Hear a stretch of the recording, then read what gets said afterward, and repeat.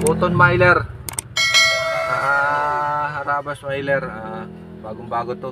Putol lang fuse ng ng radyo. Putol lang fuse ng radyo. Ito, inon nga natin, on mo. Naka-on na yan. Naka-on na yan. Ayaw mabuhay yung radyo. Ayan.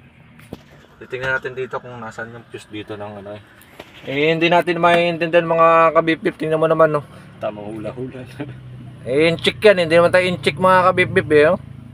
Paano natin maintindihan to? Pero nata-translate naman sa Google. Hindi rin makita kung nasaan.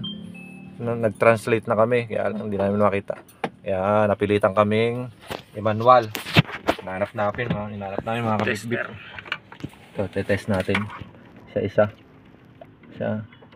Mga kabip-bip, na to, natest ko na lahat to mga kabip-bip. Nakita na namin kung nasaan. Ito siya. Ito. Ayan o. 1, 2, 3, 4. Pang-5, pataas. Yung pula. Tunggutin natin mga kabip-bip. Titingnan natin yun. Mga kabip-bip. Putol nga yan mga kabip-bip. Ayan. Putol. Nakita nyo naman yan. Basta putol to. Hindi kita.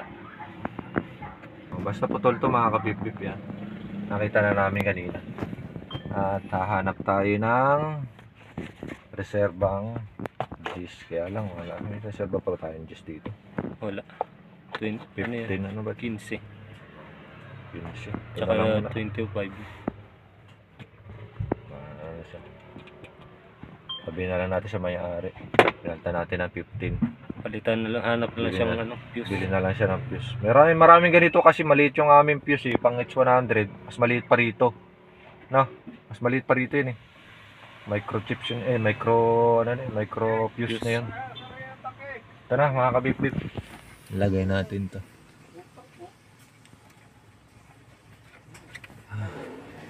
Ayan na mga kabip-bip. Nabuhay na. Natsambahan natin mga kabip-bip. Ayan. Yan ang fuse ng radyo. Now let's go. Ito sasabihin natin sa may-ari. Pre, yung yung fuse mo 10 amperes. Hanap ka na lang. Hanap ka na lang.